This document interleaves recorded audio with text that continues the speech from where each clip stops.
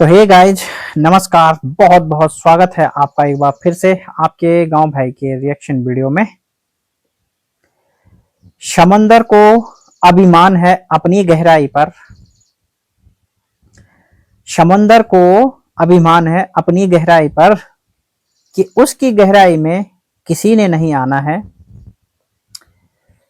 समंदर को अभिमान है अपनी गहराई पर कि उसकी गहराई में किसी ने नहीं आना है।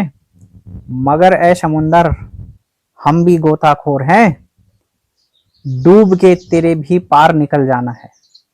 मगर ए समुंदर, हम भी गोताखोर हैं, डूब के तेरे भी पार निकल जाना है। तो गाइज, आज आप सोच रहे होंगे कि भाई आपके भाई जो हैं वो अचानक इस तरह से शायरी वाला अंदाज क्यों बोल रहे हैं, क्यों कविताओं वाला अंदाज है हमारा। तो इसके पीछे आज एक स्टोरी है, एक रिएक्शन है, एक विश्लेषण है। लेकिन छोटी सी पहले अपडेट मौसम की। आज मौसम साफ था और थोड़ा बैकग्राउंड में आपको ये बेडशीट वगैरह दिख रही होगी, क्योंकि भाई बड़ी मुश्किल से जब मौसम साफ होता है ना, तो लोगों को क्या होता है कि बेडशीट वगैरह या थोड़ा इन चीजों को थोड़ा सा ना सुखाने का मौका मिल जाता है, बाहर रखने का मौका मिलता है, धोने का। तो थोड़ा सा आज बैकग्राउंड में आपको कुछ खास बैकग्राउंड में पीछे नहीं दिख रहा होगा, इसके लिए बेहद माफी चाहता हूँ। समय के हिसाब से चीजें एडजस्ट करनी पड़ रही है। बारिश वाला मौसम है तो भाई टाइम बहुत कम मिल रहा है पहाड़ों में, है ना। तो ये सब सिचुएशन है। बट आज आप विश्लेषण देखिएगा। बैकग्राउंड को आप सभी वीडियो में देखते हैं, लेकिन आज आप विश्लेषण देखिएगा। तो थंबनेल देखकर तो खैर आप सभी लोग समझ जाते हैं पहले कि हम किन पर बात करने वाले हैं, लेकिन बात क्या करने वाले हैं ये आप लोग तभी समझ पाते हैं जब हमारा विश्लेषण चालू होता है। तो अंकिता नौटियाल पर आज का ये विश्लेषण हमारा, और विश्लेषण उसके नए चैनल पर। गाइज, एक सोशल मीडिया क्रिएटर जब नया नया होता है और वो सोशल मीडिया पे आता है, तब उसके मन में बहुत से उमंगे चलती हैं, बहुत से चीजें वो अपने माइंड में सेट किए रहता है कि भाई मुझे सोशल मीडिया क्रिएटर बनना है, मैं अपनी वीडियो में इस तरह का कंटेंट रखूंगा, मैं उस तरह का कंटेंट रखूंगा, मैं ऑडियंस को ये दिखाऊंगा, ऑडियंस को ये समझाऊंगा, ऑडियंस को ये चीजों से अवगत कराऊंगा। और जब वो सोशल मीडिया पे आता है और वो अपना कंटेंट अपने माइंड के हिसाब से अपलोड करता है, और यदि उसको ऑडियंस का रिस्पॉन्स न मिला तो यकीन मानिए कि बहुत निराशा होती है, बहुत ज्यादा निराशा होती है। अच्छा, फर्ज कीजिए कि आप लोग महीने में जॉब कर रहे हैं, मतलब मंथली जॉब आप लोग करते हैं, जैसे किसी कंपनी में हो गया, कहीं भी किसी भी सेक्टर में, और आपने पूरे महीने काम किया, मेहनत की, और आपको अंततः ये सुनने को मिले कि आपकी सैलरी नहीं बन पाई, आपका जो पेमेंट है वो नहीं बन पाया, तो आपको कैसा लगेगा? क्या सोचिएगा आप उस समय, क्या सोचेंगे आप उस समय जब आपको ये सुनने को मिलेगा कि आपने पूरा मंथ काम तो किया लेकिन आपकी सैलरी नहीं बन पाई, दुर्भाग्यवश आपका कोई भी पेमेंट नहीं बना। तो ठीक उसी तरह दिल टूटता है क्रिएटर का जब वो पहले पहले सोशल मीडिया पे आता है और अपने हिसाब से कंटेंट तैयार करता है, मेहनत करता है, क्योंकि कहते हैं ना कि नई नई कोई भी चीज बहुत ज्यादा जबरदस्त होती है। जैसे मान लीजिए कोई ऑफिसर क्षेत्र में नया नया आया हो, तो उसका अपना एक दबंग अंदाज होता है, वो कोशिश करता है कि वो अपनी दबंगई से क्षेत्र की तकदीर बदल देगा, क्षेत्र के किसी भी समस्याओं को, अपराध को समाप्त कर देगा। लेकिन जब आते आते चीजों में उलझता है, तब उसको रियलिटी का पता चलता है कि नहीं भैया, अपराध की जड़ें बहुत गहरी होती हैं, या किसी भी चीज, भ्रष्टाचार हो या कोई भी चीज हो, उसकी जड़ें तो बहुत गहरी हैं। इतना आसान नहीं होता किसी भी चीज को एकदम से समाप्त करना। तो उसी तरह एक सोशल मीडिया क्रिएटर भी सोशल मीडिया पे आता है, उसको लगता है कि वो अपने कंटेंट और अपने टैलेंट से ऑडियंस का दिल जीतेगा, ऑडियंस को अपनी वीडियो में अट्रैक्ट करेगा, आकर्षित करेगा। लेकिन जब उसका कंटेंट अपलोड होता है और वो व्यू देखता है और नहीं आते हैं ना, तो वो सोचता है कि यार नहीं, मेरी सारी मेहनत बेकार। और एक दिन वो इतना, मतलब इतना जो है वो हौसला उसका गिर जाता है कि वो ये सोचता है कि यार क्या करे, वो सोशल मीडिया पे काम करे ना करे, करे तो क्या करे। गाइस देखिएगा, मुझे ऐसा थोड़ा नींद आने को सा हो रहा था, लेकिन तब तक मैंने सोचा नहीं यार, वीडियो बनाना है, मैंने आज का जरूरी है। कल भी मैं सो गया था और वीडियो मिस हो गई थी। ठीक है, सॉरी चाहता हूँ, बीच में या अनावश्यक विषय में ले आता हूँ। तो ठीक उसी तरह अंकिता भी एक आम जो हमारे यूट्यूब क्रिएटर हैं बहुत सारे, उनकी तरह उसने भी शुरुआत की। और यकीन मानिए कि जब कोई भी हो नया नया जब चैनल खोलता है ना, तो उसका हौसला जो रहता है वो, और उसके बाद जब उसको मेहनत करके भी रिजल्ट कम मिलता है, तो क्रिएटर के सामने एक बहुत बड़ा टारगेट होता है, 1000 सब्सक्राइबर और 4000 घंटे का वॉच टाइम। क्योंकि आपका चैनल जब मोनेटाइज हो तो उसके लिए ये क्राइटेरिया फॉलो होना बहुत जरूरी है। गाइज बहुत से लोग होते हैं जो किसी ना किसी के सपोर्ट से अपना चैनल ग्रो कर लेते हैं। बहुत से लोग ऐसे होते हैं कि भाई वो भाग्य के धनी होते हैं, उनके कंटेंट इतने वायरल हो जाते हैं कि उनको ज्यादा मेहनत नहीं करनी पड़ती और चैनल ग्रो हो जाता है। लेकिन गाइज आज भी कई क्रिएटर ऐसे हैं जो कई समय से मेहनत कर रहे हैं, बहुत कुछ कर रहे हैं, मतलब तरह तरह के वो चाल चल रहे हैं, तरह तरह के दाव अपने चैनल पे आजमा रहे हैं, लेकिन उनका दाव चल नहीं रहा है। और आज भी वो अपना चैनल मोनेटाइज कराने के लिए एड़ी चोटी का मेहनत कर रहे हैं, लेकिन सफलता अभी उनको मिल नहीं पा रही है। तो उसी तरह एक नए क्रिएटर की तरह अंकिता भी सोशल मीडिया पे आई, धीरे धीरे उसका चैनल ग्रो हो रहा था। लेकिन तभी उसको लगा कि उसके आसपास कोई ब्लॉगर हैं और जो सबकी मदद करते हैं, तो यकीनन भाई अंकिता भी पहुंच गई मदद का हाथ बटाने, मतलब कि हाथ बटाने के लिए नहीं, हाथ मांगने, सॉरी। और ये केवल अंकिता की बात नहीं है, जो लोग अंकिता को इस तरह ट्रोल कर रहे हैं कि आपका ये चैनल पहाड़ी भाई की देन है, आपका ये चैनल फलाने की देन है, तब जाकर आपका ये चैनल ग्रो हुआ है, मैं उनके लिए बताना चाहूंगा कि इसमें अकेली ऐसी अंकिता कोई क्रिएटर नहीं कि जिसने किसी की हेल्प ली हो, अपने से बड़े चैनल वाले की हेल्प ली हो अपना चैनल ग्रो करने के लिए। ऐसे कई बड़े क्रिएटर हैं, यहाँ तक कि आपके पहाड़ी भाई भी ऐसे क्रिएटर हैं जिनकी भले ही आज 1.5 लाख प्लस यूट्यूब फैमिली हो गई हो, लेकिन उन्होंने भी अपना चैनल ग्रो करने के लिए शुरू में अपने से जो ज्यादा बड़े यूट्यूबर हैं, जो ज्यादा अच्छे यूट्यूबर हैं, बेस्ट यूट्यूबर हैं, उनकी हेल्प ली थी। तो भाई हर कोई किसी ना किसी की हेल्प लेता है। और मैं आपको एक बात बता दूं कि अगर आप किसी की मदद करते हैं और उसके बदले में अगर आप उससे कुछ अपेक्षा रखते हैं और वो भी अपने स्वार्थ के चलते, तो वो बहुत गलत है। स्वार्थ के चलते कभी भी किसी की मदद नहीं करनी चाहिए। और यदि आप किसी की मदद करते हैं तो उसके पीछे आपका स्वार्थ नहीं होना चाहिए। अगर आपका स्वार्थ किसी की मदद करने के पीछे है तो हम आपको यही सजेस्ट करेंगे कि आप उसकी मदद ना ही करें तो ज्यादा बेहतर होगा।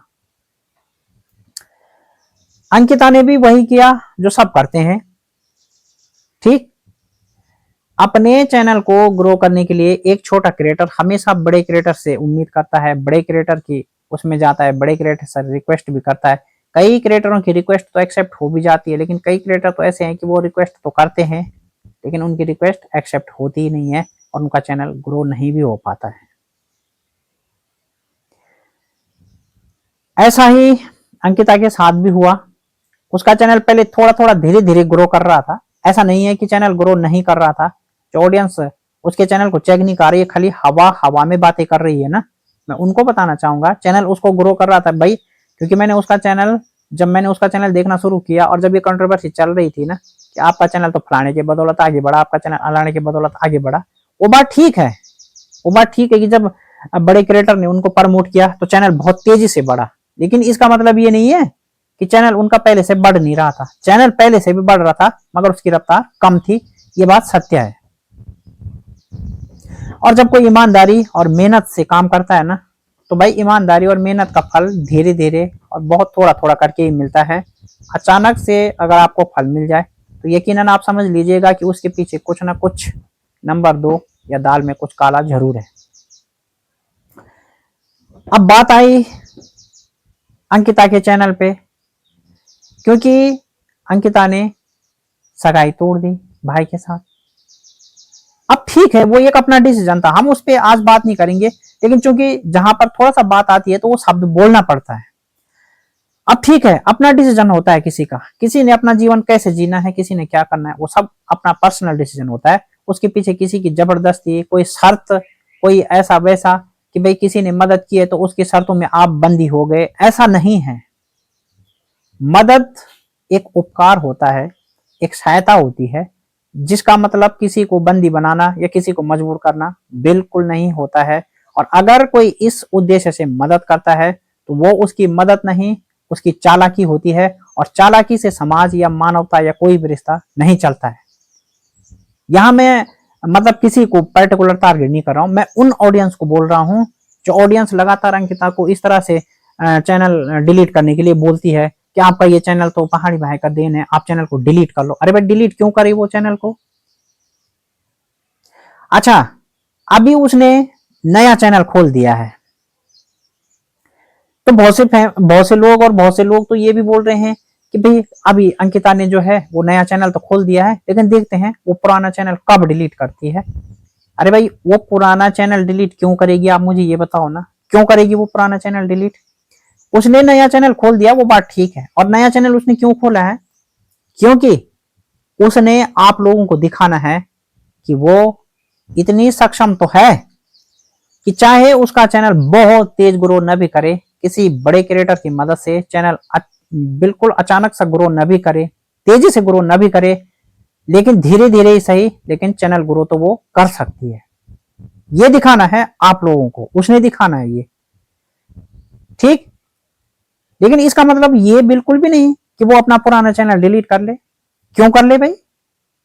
क्या अंकिता ही केवल ऐसी अकेली क्रिएटर है कि जिसने अपने से बड़े क्रिएटर की हेल्प ली है? और क्या जितने लोग भी यहाँ पे मतलब जो है अपने से बड़े क्रिएटर की हेल्प लेके या किसी न किसी सोशल मीडिया सोर्स से हेल्प लेके आगे बढ़े हैं, क्या उन सब वो सब भी किसी उसमें बंदी हैं क्या? किसी शर्तों में बंदी हैं वो लोग? और क्या कल को उनके सामने भी कोई शर्त रखी जाएगी और किसी परिस्थिति बस वो उस शर्त को एक्सेप्ट नहीं कर पाएंगे या उस सिचुएशन में वो कोऑपरेट नहीं कर पाएंगे, तो क्या उनको भी अपना चैनल डिलीट करना पड़ेगा? ये कौन सी शर्त हुई, ये क्या मदद हुई, और ये कौन सी बात हुई भाई? शर्तों में मदद नहीं होती है और मदद में शर्तें नहीं होती है। ये एक बहुत बड़ी रियलिटी है, जो समझने वाले हैं केवल वो समझ सकते हैं।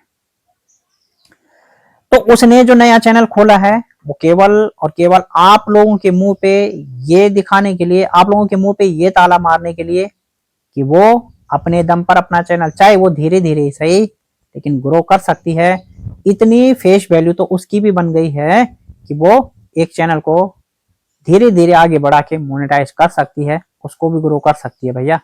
ऐसा नहीं है, ऐसा नहीं है कि वो बिना किसी हेल्प के चैनल पे कुछ कर ही नहीं पाएगी, ये बोलना गलत है। हाँ, मैं ये बात से सहमत जरूर हूं कि अंकिता एक क्रिएटर थी और जब वो यूट्यूब पे आई तो उसका चैनल धीरे धीरे ग्रो कर रहा था, लेकिन हाँ थोड़ा सा बड़ा सपोर्ट मिलने के बाद चैनल तेजी से ग्रो हुआ।